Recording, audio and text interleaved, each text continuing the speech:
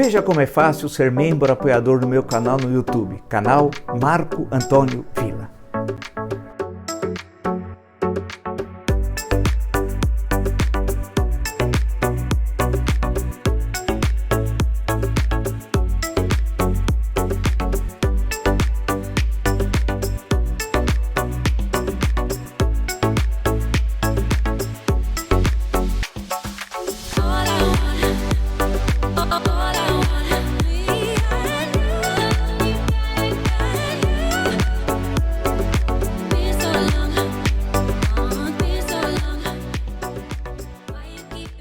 Bem, com muito prazer receber no meu canal a senadora Simone Tebet, nem preciso, evidentemente, apresentá-la, o Brasil inteiro conhece a senadora. Já conhecia antes, mas especialmente durante a CPI da pandemia, 6 meses foram tão importantes, todo aquele trabalho realizado e depois uma série de ações em que a senadora está presente. Então, senadora, agradeço muito a senhora ter aceito o meu convite. E a primeira pergunta inevitável é que só nessa semana, acho que saíram, salvo engano, 3 pesquisas. E todas têm mais ou menos o mesmo cenário, uma polarização intensa entre o ex-presidente Lula e o atual presidente, e o presidente Bolsonaro. Lá embaixo, 6, 7, 8% entre Sérgio Moro e Ciro Gomes, com pequenas variações, e mais lá embaixo, em torno de 2%, João Dória, a senhora e, eventualmente, um outro candidato. Eu pergunto, e novamente agradecendo a gentileza do seu atendente, por que a terceira via não se viabiliza eleitoralmente? Bom, antes de mais nada, Marco Antônio, obrigada pelo convite, pela oportunidade de estar falando com todos os seus seguidores e através do seu programa com o Brasil. Acho que essa pesquisa é uma fotografia do momento. A angústia do povo brasileiro é tão grande diante da gravidade do quadro nacional, uma crise sem precedentes. Acho que desde a redemocratização nunca nós vivemos um momento como este, onde crises se acumularam e junto delas veio uma pandemia, né, praticamente, e uma guerra, né, que atinge fortemente o Brasil. Isso está tirando o sono de todo mundo, isso está levando a uma inflação de 2 dígitos, as pessoas voltaram, o Brasil voltou ao mapa da fome. Hoje as pessoas não querem saber de eleição. Quem está desempregado está na porta de uma fábrica pedindo, pelo amor de Deus, para colocar sustento dentro de casa. As famílias voltaram a passar fome, que a classe média com o fantasma de um possível desemprego e não conseguindo mais manter a sua renda. Fora os grandes problemas que assolam o Brasil, que nós poderíamos passar o programa dentro mencionando. Diante desse quadro, a última coisa que o eleitor vai se preocupar é com o processo eleitoral. Estamos há mais de 6 meses, eleição só se começa e faz-se campanha nos últimos 60 dias, e naquele momento, sim, nós podemos apresentar um raio-x do que vai ser a eleição. O que eu só posso adiantar, e em primeira mão para você, Marco Antônio, pela gentileza do convite, eu demorei tanto em função da agenda, é dizer que só nessa semana eu conversei com todos os presidentes de partido, ou seja, dos 3 partidos que se somam nesse Centro Democrático. E estivemos também com os candidatos do Centro Democrático, do União Brasil, do MDB e do PSDB. Ainda ontem estava de São Paulo conversando com o João Dória. E posso te garantir que nós estamos definindo que nós teremos candidatura única. Então, a terceira via se torna a via, ou a única via, ou o único caminho do meio para se acabar no Brasil com essa polarização odiosa, ideológica, que ora leva o Brasil para um lado, ora leva o Brasil para o outro, e nunca para um porto seguro, que é o porto da oportunidade de igualdade para todas as pessoas. Senadora, quando, então, se é possível estabelecer um mês de quando será possível que essas candidaturas possam se fundir em uma candidatura só? Também tivemos conversando com os presidentes de partidos sobre isso, eles vão estar anunciando em breve, mas a ideia é que agora, a partir de abril, nós comecemos a fazer reuniões e apresentar, inclusive, as reuniões que nós fazíamos nos bastidores, agora deixar claro, até para que a população possa e a imprensa possa acompanhar esse movimento. Eu diria que esse pacto a favor do Brasil é um grande movimento democrático, é o movimento da única via capaz de recuperar a credibilidade do Brasil lá fora, trazer investimentos estrangeiros, fazer com que o investimento privado saia da gaveta e venha na geração de emprego e renda. Então, agora em abril, Marco, nós estaremos, os presidentes de partido também estarão reunidos, e depois disso, lembrando que não somos apenas 3 partidos, queremos o Podemos junto conosco, através do pré-candidato Sérgio Moro, e por que não lá na frente também conversar com Ciro Gomes? Perguntar para a senadora o seguinte: tive acompanhando, claro, acompanho a cena política, acompanho todas as entrevistas da senadora, esses encontros e suas declarações. Em certo momento, essa semana, a senadora disse o seguinte: olha, se não for para ser cabeça de chapa, eu prefiro ser candidata à reeleição pelo Senado, pelo Mato Grosso do Sul. Por quê, senadora? A minha candidatura, ainda que eu não tenha almejado isso, né, a minha posição hoje é muito maior do que o meu próprio nome, Marco.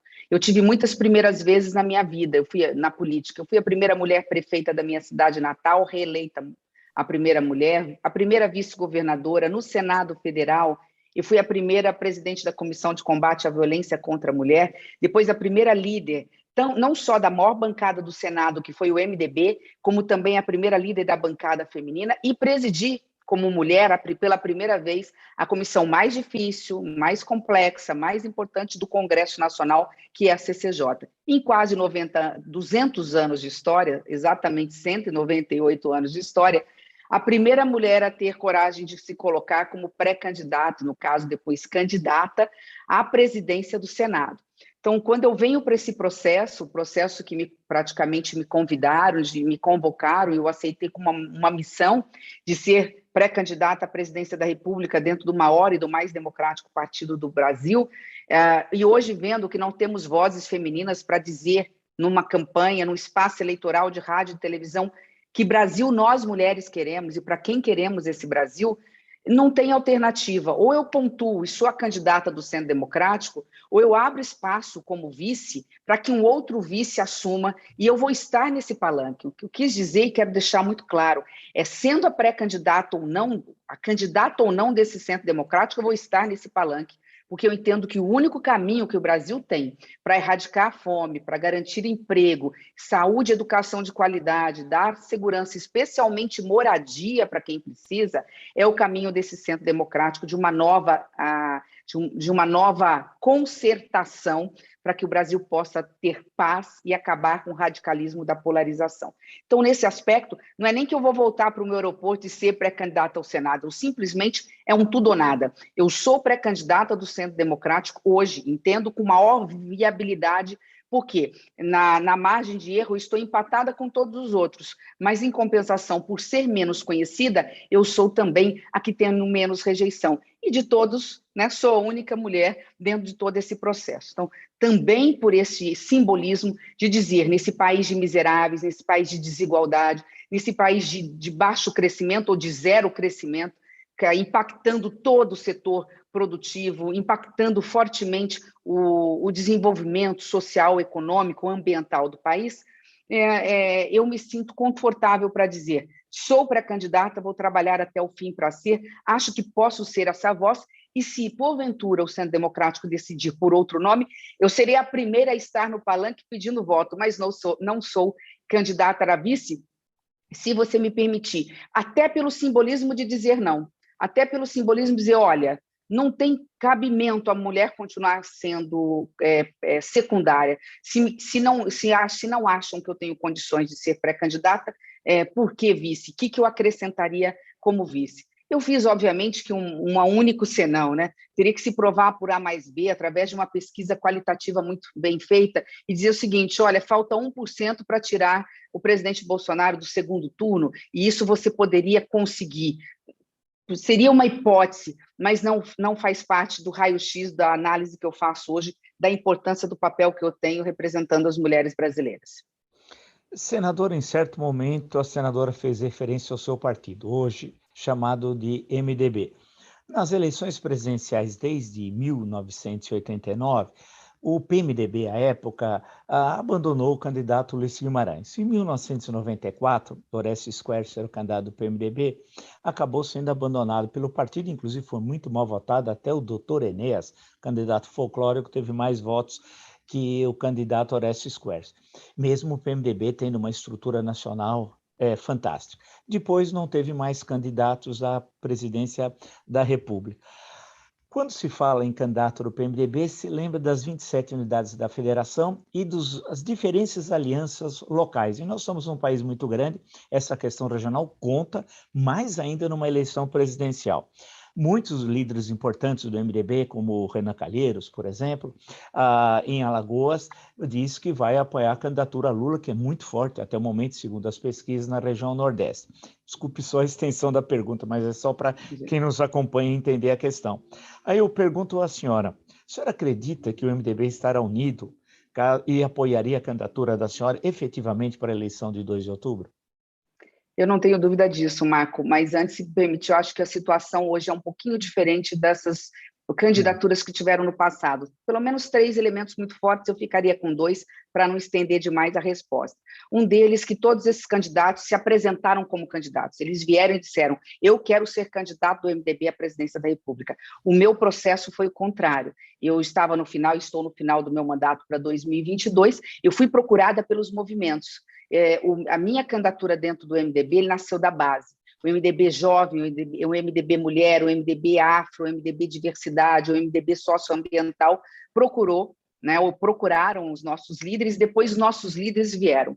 Um segundo ponto, então, eu não sou candidata de mim mesma, quer dizer, não fui eu que me apresentei, vieram me buscar. E faço isso, e digo isso não com nenhum tipo de soberba ou arrogância, pelo contrário, com toda a humildade do mundo, eu falo que eu sou muito menor do que o meu partido, do que tudo que o MDB representou e representa para o Brasil.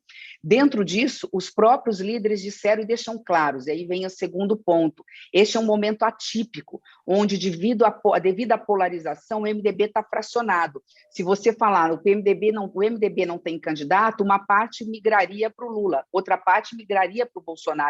O MDB ia se esfacelar, o MDB ia virar pó, ele ia se fragmentar, como muitos partidos têm hoje essa dificuldade. Tanto que eu estive no Pará, terra do governador Helder Barbalho, e ele disse exatamente isso para mim. Falou, não, Simone, nós estamos aqui à sua disposição, porque eu tenho na minha base de sustentação os dois lados. Para mim, não me interessa apoiar, né? Eu tenho o apoio dos dois. Eu não tenho problema nenhum, ao contrário, de defender uma candidatura própria do MDB. Claro que toda unanimidade é burra e nós não teremos a unanimidade, mas a unidade do partido na convenção eu não tenho dúvida. E se me permitir a terceira oposição, quando o meu nome for escolhido, se for escolhido, e eu acredito que nas pesquisas isso mostra que há essa grande probabilidade de ser o nome ungido desse centro, eu deixarei de ser candidata só do MDB para ser uma candidata em convenção de um movimento, de um pacto a favor do Brasil suprapartidária do centro democrático, do centro que não radicaliza, do centro que é de diálogo, que é de convergência, que é de paz, que é de serenidade, que é tudo que a população brasileira, o setor empresarial quer para voltar a investir no Brasil. Então, a candidatura deixa de ser a candidatura apenas do MDB. Não são vozes isoladas que podem não dar palanque ou não dar espaço que farão necessariamente a diferença, porque nós teremos palanque de outros partidos do centro democrático, inclusive com tempo de rádio, com tempo de televisão, isso é importante mencionar.